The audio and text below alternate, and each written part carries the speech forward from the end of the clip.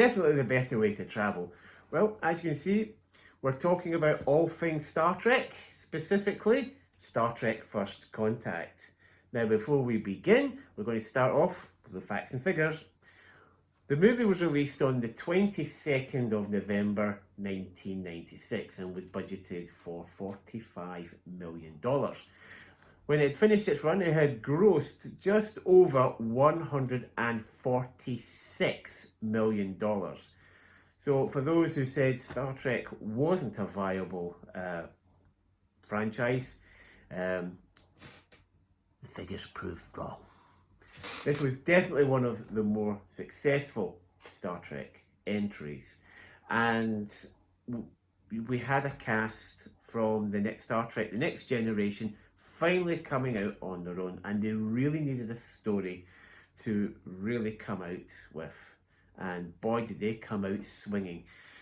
Seen as a sequel to the most successful Best of Both Worlds two-parter, this follows up with what happens with the Borg.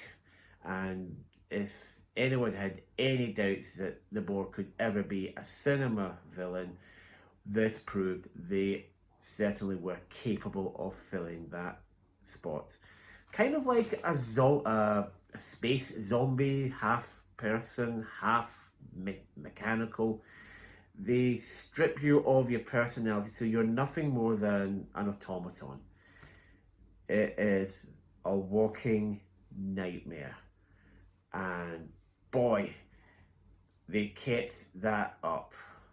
We had fantastic performances from Patrick Stewart as Captain Picard, Jonathan Frakes as Commander Riker, Brent Spiner as Lieutenant Commander Data, who also had to have some real nasty makeup done for some of his parts. We had LeVar Burton as Geordi LaForge, we had Michael Dorn as Worf, Gates McFadden as Dr. Crusher, Marina Sirtis as Counselor Troy, who stole the movie with a scene by just being drunk.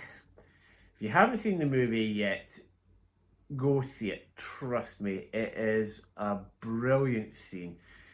I saw it at the Scottish premiere and it absolutely raised the roof, believe me.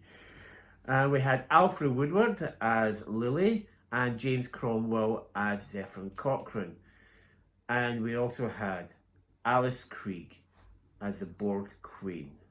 And even she said herself, it's going to take a long time before she is going to match the entrance that she gave in that movie. And you know what? She's right. It was a jaw-dropping entrance. And the movie was obviously directed by Jonathan Frakes. Now, I had been dying for this movie for a long time. First of all, we'd already gotten rid of the Enterprise D at this point, so I was curious to see what the new ship was going to look like. It was also going to be interesting to see just how the crew were going to get on in a story that they weren't having to share time with the old crew. This was going to be them by themselves, and this story really proved that they could strive out on their own. There was one scene at the beginning that did kind of freak everybody out, and all I'm going to say is the eyeball. There were 3 versions made. The American version, you see the close-up of Picard's eyeball, and you see a needle coming towards it. And then there's a jump cut to Picard. Oh, it was just a dream. Well, in America, the needle got so close, and then the jump cut. In Europe, we got the needle just touches the eyeball, and you see it depress, jump cut. Japan got the full horror, the whole thing going in. In that auditorium, have you ever heard several hundred people all go "Wah!" at the same time? I have. and I was one of them. But apart from that, this was a great movie. It really was. There was little cameos here and there, little things here and there that reminded you of.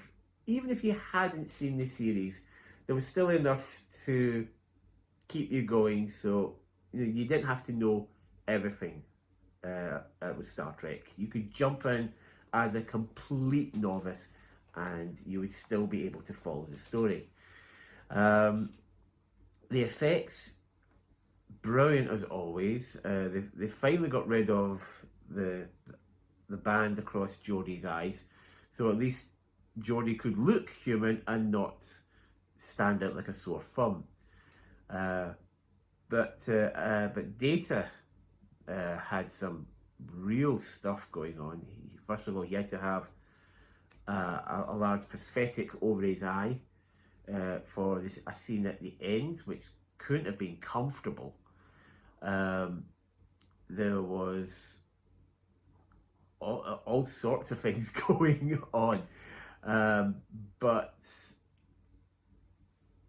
it was a movie that I really did enjoy. The creepiness of going around corridors that would have looked familiar but are now Borgified.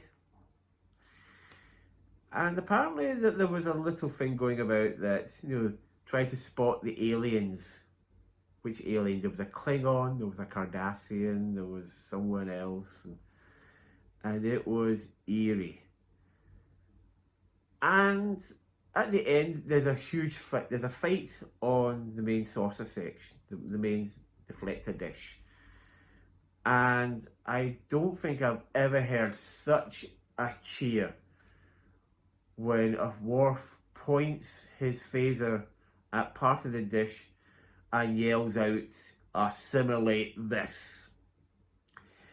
Yeah, we all did cheer.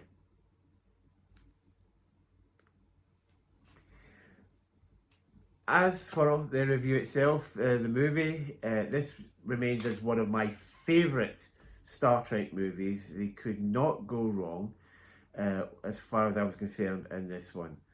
But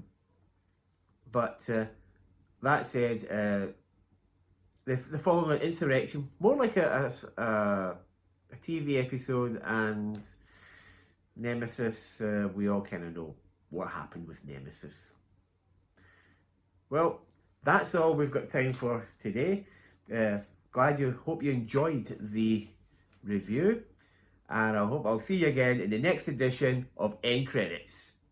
So, beam me up. I